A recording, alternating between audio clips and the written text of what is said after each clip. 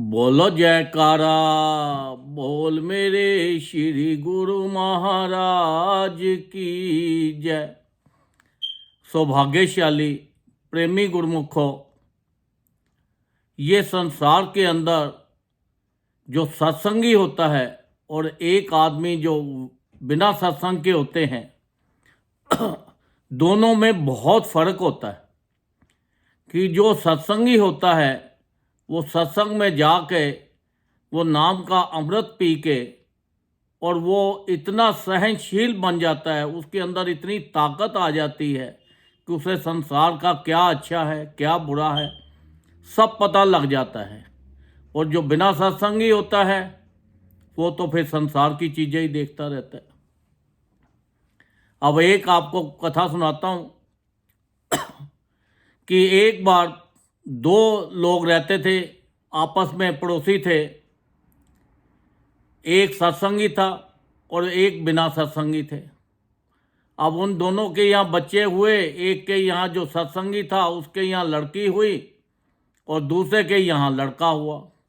अब बड़े होते होते अब बड़े हो गए तो उन्होंने बोला कि इतना पुराना हमारा प्यार है, क्यों ना हम इसको रिश्ते में बदल लें। उन्होंने रिश्ते में उसको बदल लिया, उन दोनों की शादी करा दी। जो लड़की वाले थे वो बहुत ही अमीर बंदे थे और लड़के वाले भी ठीक ही थे।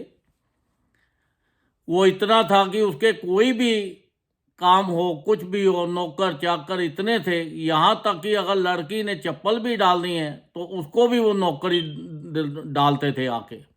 इतने अमीर थे बहुत ही तरह से। जब शादी हो गई तो उनका 1 साल तक तो बड़ा अच्छा चलता रहा हिसाब तक, कोई दिक्कत नहीं आई, खूब मौज मस्ती मारते थे। इतने में वो लड़के का जो था मदर फादर थे उन्होंने शरीर भी छोड़ दिया। लड़की वालों के जो लड़की थी उसके माँ बाप ने भी शरीर छोड़ दिया।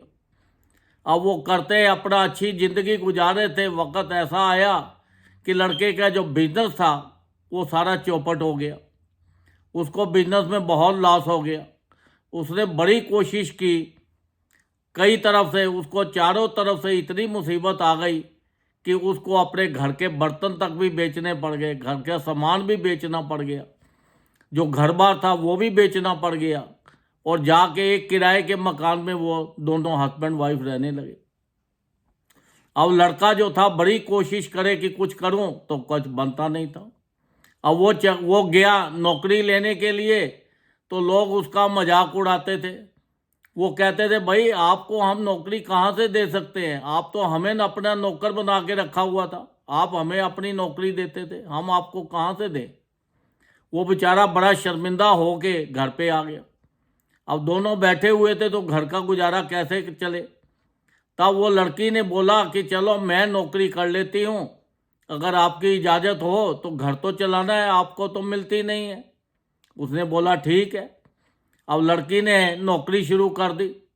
अब लड़की जो बड़ी मेहनत के साथ नौकरी करे, अब कई बार वो कहाँ वो अपनी इतनी बढ़िया बढ़िया गाड़ियों में, कीमती गाड़ियों में घूमने वाली, उसको ऑटो रिक्शा में जाना पड़ा। अब काम पे ऑटो रिक्शा पे जाता था, कई दफ़ा ऐसा हो जाता था कि ऑटो रिक्शा नहीं मिलता या कुछ भी हो, कई दफ़ा पैदल भी आना पड़ता था। जब वो घर पे आती तो लेट आती तो उसके आदमी के अंदर एक शैतान आ गया। उसके मन में गलत फहमी आ गई कि ये देखो मेरी औरत कितनी खूबसूरत है और ये काम पे जाती है और रात को लेट भी आने लग गई है, तो ये ज़रूर किसी ना किसी के साथ इसका चक्कर हो गया होगा। अब वो उसको बहुत भला बुरा करता। जब भी वो आती घर पे आके सबसे पहले अपना थकी हुई आती, आके खाना बनाती, खाना बना के उसको भी खिलाती और आप भी खाती। अब करते करते कई दफ़ा बहुत ही लेट हो जाता। अब उसके आदमी के अंदर इतना वहम पड़ गया कि वो कहता है कि मुझे कहीं पे भी कुछ नहीं मिलता। वो अपने आप को इतना नीचा देखने लग गया और अपनी औरत से इतनी जेलस करने लग गया कि यहाँ तक कि उसके ऊपर उसने हाथ उठाने की भी कोशिश की। तो उसकी औरत कहती है कि देखो आप शांत रहो, अगर बुरा वक्त आया है तो ये रहेगा नहीं, ये भी अच्छा हो जाएगा, आप शांति से काम लो, अपना प्यार के साथ काम लो, नहीं मिलता काम तो कोई बात नहीं, मैं काम कर रही हूँ ना। उसने बोला चलो ठीक है। अब करते करते कई बार वो पैसे को जोड़ने में इतनी लग गई कि उसका वक़्त कई बार ऐसा भी हो जाता कि उसको काम पे ऑटो वगैरह नहीं मिलता तो वो पैदल ही आ जाती थी। अब पैदल आने में तो बहुत टाइम लगेगा, तो फिर वो सत्संग में भी साथ जाती थी। तो एक बार रात को बड़ी लेट आई, 9:30 10 बज गए। उस आदमी ने उसके ऊपर बहुत भला बुरा कहा। कहता है गुलछड़े उठा के आ गई है, कहाँ से आई है, ये तेरा नौकरी का टाइम है। अब उसको बहुत उसने भला बुरा कहा और बड़ा बेचैन हो गया। उसने बोला कि भैया ये अमीर घर की लड़की है, ये क्या है, ये तो कहीं ना कहीं और शादी कर लेगी, खूबसूरत भी है, इसका तो चक्कर चल गया होगा। तो मैं अपना ऐसे ही परेशान हो रहा हूँ। वो रात को सोई हुई थी तो उसको वो छोड़ के चला गया। जब वो चला गया तो वो सुबह उठी तो मिली नहीं, उसकी वेट करती रही। उसके बाद उन्होंने पुलिस थाने में कॉल लगाई और उसको बोला कि देखो मेरा आदमी गुम हो गया है, मुझे पता नहीं लग रहा। उसके इश्तिहार भी छपवा दिए। तो काफ़ी उसको ढूंढने की कोशिश की तो वो नहीं मिला। 1 साल तक वो जो औरत थी वो अपना बड़ी मेहनत करती, उसने खूब अपना पैसा इकट्ठा करके, पढ़ी लिखी तो थी और बिजनेसमैन भी थी, उसने अपना बिजनेस शुरू कर लिया। जब उसने अपना बिजनेस शुरू कर लिया तो उसने इंपोर्ट एक्सपोर्ट का बिजनेस शुरू कर लिया, देश विदेशों में माल भेजे और अच्छी क्वालिटी का माल बनाना शुरू कर दिया और उसके पास बहुत धन आ गया। और सत्संग में जाती थी तो संत महापुरुषों का आशीर्वाद लेती थी। तो संत महापुरुष उसको आशीर्वाद देते थे कि दिल से लगे रहो, सब ठीक हो जाएगा, नाम जपो, सब पहले से भी अच्छा हो जाएगा।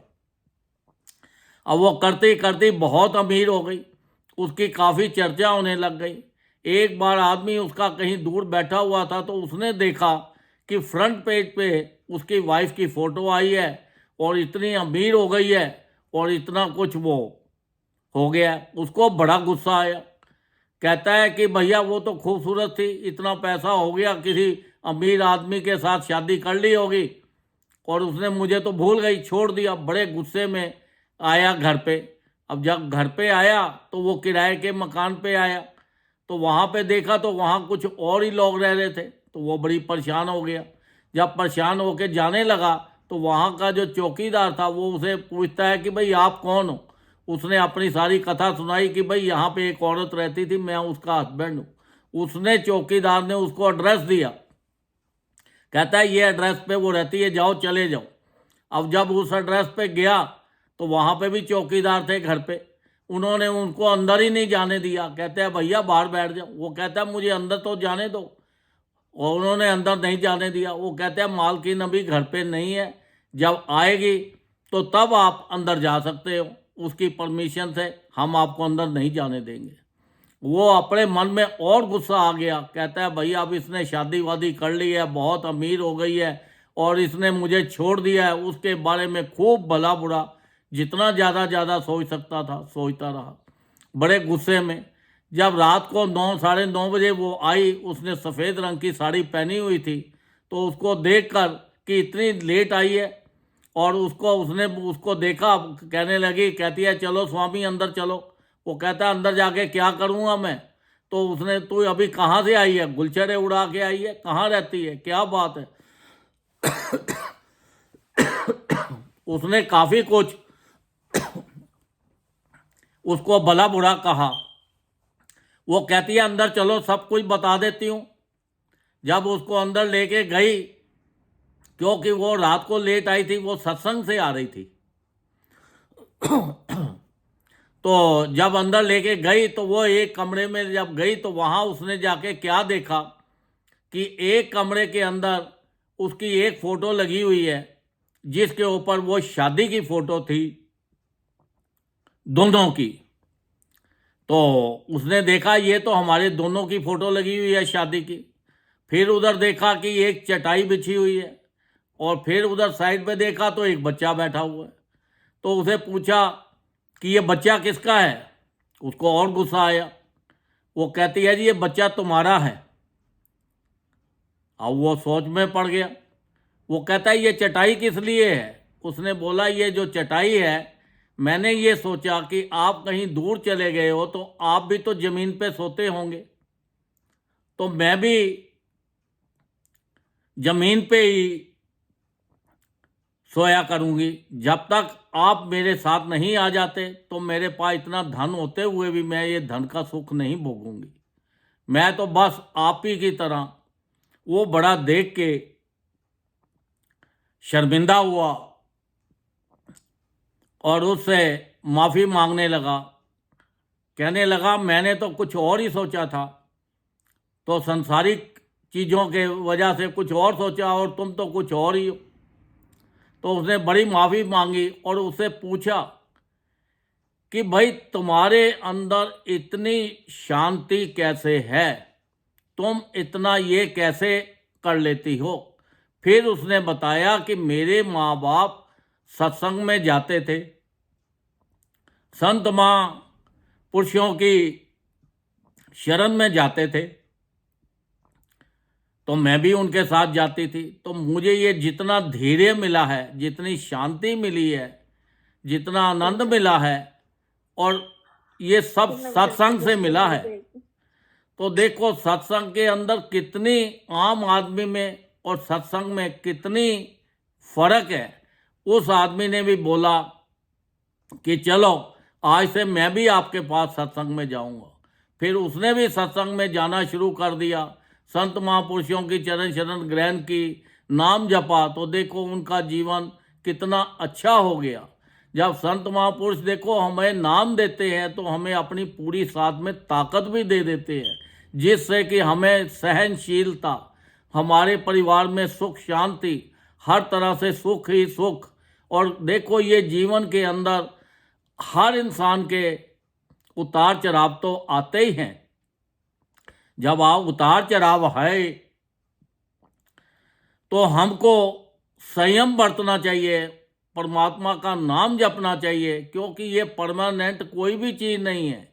ये मत सोचो कि ये जो दुख आ गया तो ये परमानेंट है, ये सुख आ गया तो ये परमानेंट है।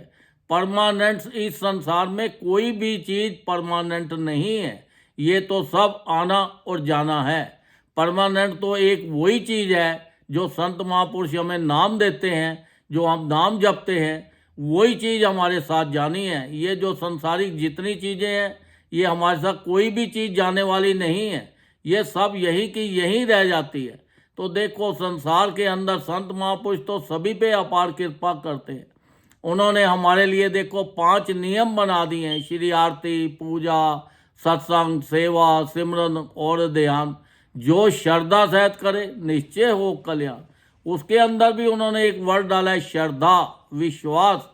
जो विश्वास के साथ भजन करता है उसके संसार के अंदर जो दुख भी आते हैं वो भी ऐसे ही कट जाते हैं, उसको पता ही नहीं लगता, और उसके भाग्य में सुख ही सुख होते हैं। उसके संसार के भी सुख मिलते हैं, उसको परलोक के भी सुख मिलते हैं। तो इसलिए हमें देखो संसार के अंदर पूरे वर्ल्ड में संत महापुरुषों ने कितनी अपार पर कृपा की कि जगह जगह सत्संग आश्रम बना दिए। तो हमें सत्संग आश्रम में जाना चाहिए, वहाँ पर जाकर सेवा करनी चाहिए। जितनी ज़्यादा सेवा करेंगे उतनी ज़्यादा हमारे लाभ मिलेगा, हमें सुख मिलेंगे, हमारे परिवार में खुशियाँ मिलेंगी। अब देखो एक माँ बाप होता है, अब वो अपने बच्चे को देखता है कि ये बच्चा बहुत बढ़िया है, बहुत अच्छा काम कर रहा है, उसको और चीज़ें देता है, और चीज़ें देता है, ये भी ले ले, ये भी ले ले, ये भी ले ले। तो देखो इसी तरह संत महापुरुष भी हमारे ऊपर ऐसे ही खुश होते हैं। जितना ज़्यादा हम भजन करते हैं उतना ज़्यादा हमें ये संसारिक चीज़ें ज़्यादा देते हैं, उतना धन ज़्यादा देते हैं, उतना कहते हैं जाओ देश विदेश घूमो, बढ़िया बढ़िया गाड़ियाँ लो, बढ़िया बढ़िया घर लो। इतना हमारे ऊपर हर तरह से हमारे ऊपर कृपा करते हैं। देखो जब उनकी इतनी अपार कृपा हमारे ऊपर बनी हुई है तो हमारी ड्यूटी बनती है, अगर हम सुख चाहते हैं तो हम ज़्यादा से ज़्यादा भजन करें और सत्संग में जाएं और अपना जाके जीवन का पूरा पूरा लाभ उठाएं, क्योंकि सत्संग ही एक अमृत है। ये अमृत पीने से इंसान अमर हो जाता है। कहीं पे भी संसार में जाए उसको सुख ही सुख मिलते हैं, खुशियाँ ही खुशियाँ मिलती हैं, क्योंकि ये सत्संग एक ऐसी चीज़ है, हर चीज़ ये सत्संग से ही मिलती है। मोक्ष भी यहीं से मिलना है, तो खुशियाँ भी यहीं से मिलनी है, हर चीज़ यहाँ से मिलना है। तो हमें ज़्यादा ज़्यादा सत्संग पे जाए और सत्संग को ध्यान से सुने। हमारा विचार सत्संग में होना चाहिए, इधर इधर नहीं होना चाहिए, क्योंकि अगर इधर इधर होता है तो हमें उसका पूरा लाभ नहीं मिलता। अगर पूरा अच्छी तरह से सुनते हैं तो हमें उसका लाभ पूरा मिलता है। तो देखो कितनी अपार कृपा संत महापुरुषों ने की है, हम कितने खुश नसीब हैं कि हमें ऐसे संत महापुरुष मिले हैं जिनकी चरण शरण से हमें हर तरह की खुशियाँ और संसार की हर मौज मिल रही है। तो उन्होंने हमारा, कहते हैं, नाम जपो जिससे आपका लोक भी सुखी हो जाएगा और परलोक भी सुखी हो जाएगा। देखो हमारे ऊपर इतनी कृपा है, हमें ज़्यादा से ज़्यादा नाम जपना है, उठते बैठते चलते फिरते हर वक्त भजन करना है। तो ताकि देखो संत महापुरुष फरमाते हैं कि ये कलयुग का वक्त है, इस टाइम हर इंसान को, हर प्राणी को कम से कम 2 घंटे भजन जरूर करना चाहिए। अगर 2 घंटे नहीं कर सकते तो 1-1 घंटा करके करो, 1-1 घंटा करके नहीं कर सकते तो आधा आधा घंटा करके करो। जितना ज़्यादा भजन करोगे वो आपके लिए फ़ायदा है, आपके लिए लाभ है, आपको सुख शांति मिलेगी, आपके परिवार में खुशियाँ आएंगी। तो इसलिए ज़्यादा से ज़्यादा भजन करके अपने जीवन का, ये जो संसार में हमें मनुष्य देह मिली है, इसका पूरा पूरा लाभ उठाओ, अपना लोक भी सुखी करो और अपना परलोक भी सुखी करो। बोलो जयकारा, बोल मेरे श्री गुरु महाराज की जय।